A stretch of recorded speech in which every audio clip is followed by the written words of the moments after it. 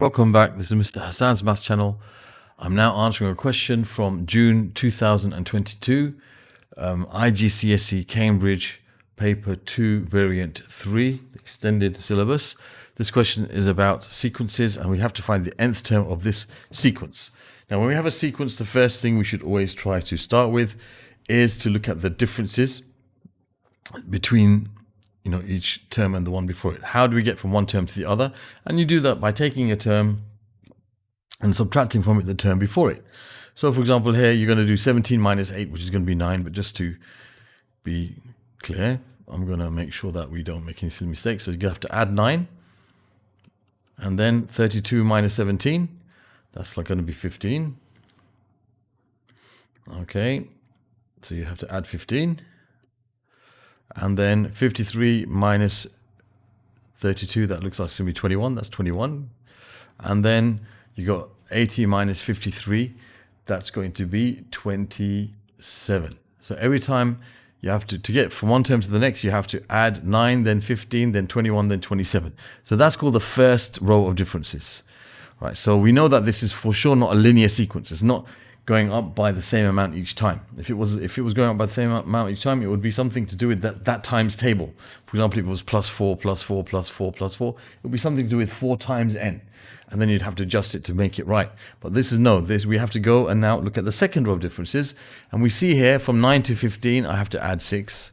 From 15 to 21, I have to add 6 again. From 21 to 27, I have to add 6 again. So now it's in the second row that we have a constant number. Now, when the constant is in the second row, we know it's got something to do with a squared sequence. It's a quadratic. So it's got something to do with n squared. And what you do is whatever number comes up in this second row, you take that number and write it as a coefficient of this, and you divide that coefficient by 2. Okay, so it's going to be 6n squared divided by 2. So that means it's got something to do with 3n squared. It's related to 3n squared. Now, to proceed from here, what I like to do is I like to make a little kind of pattern thing here. So I say, right, when n equals 1, the first term is 1, the second term is 2, the third term is 3, there's 5 terms, 4 and 5. That's like the position of the term in this sequence. And what I'm going to do is I'm going to write down what n squared is. Now, n squared, so 1 squared is 1, 2 squared is 4, 3 squared is 9, 4 squared is 16, 5 squared is 25. Then I'm going to write down 3n squared.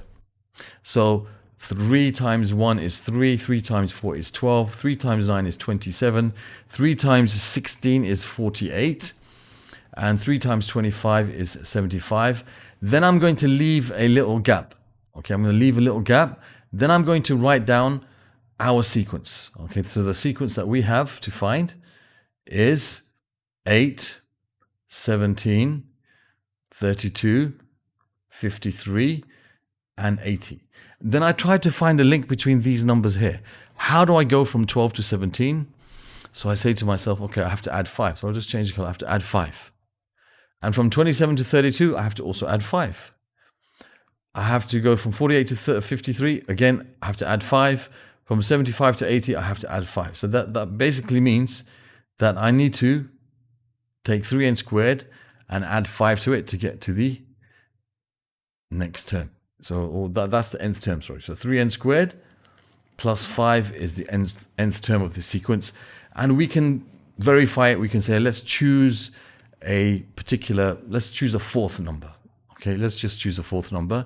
So when n equals 4, just to test to see we got the right answer, 3 times 4 squared plus 5, that's 3 times 16 plus 5, which is 48 plus 5, which is 53. 53. Fourth term is 53. So we know that we're correct. We can test with another number if you want. But that's how you deal with quadratic sequences. So you check to see the second row. If there's something common in the second row, then you know it's got something to do with n squared. And in addition, whatever number comes up here, you divide that by 2. So it's going to be 3n squared. Then this is how I like to proceed. I like to write down my line of 3n squared. So I put n squared, 3n squared. And then I leave a gap and write down the actual sequence we have. And I think to myself, how do I get from one term to the next? Each term I have to add 5. Okay, 3 plus 5 is 8, 12 plus 5 is 17, and so on. So this line is going to be plus 5. Okay, now sometimes this comes out as a sequence itself. and it's going to have to add that sequence to it. So it might be, for example, this might be sequence like n+1, for example, which you'll see in some other examples. So that's how you deal with quadratic sequences. Okay, and I hope that was clear. Other questions from this particular paper, when I answer them, and I answer them by request. So if you find that there's a question that's not answered when you look at the playlist and you want me to answer it, just send me a message, and as soon as I've got the time, I will upload that video. And in the meantime, I might even send you something which is similar to it, so you can see if you can understand it from that. But I will eventually also make that video, and I will send you a link. So anyway, here is at the end of the video, you'll see a link over here which will take you to the playlist for this particular paper. Over here, you'll see a playlist which will take you to a link for the playlist which will take you to all the questions I've answered on sequences and series, number patterns, and so on. You can subscribe to my channel by clicking on this link here, and here you'll see a video, okay, link to a video which tells you how to use my channel to find what you need efficiently. And you'll see that also popping up from time to time at the beginning of the video over there, same link. Okay, so thank you for watching, and see you soon.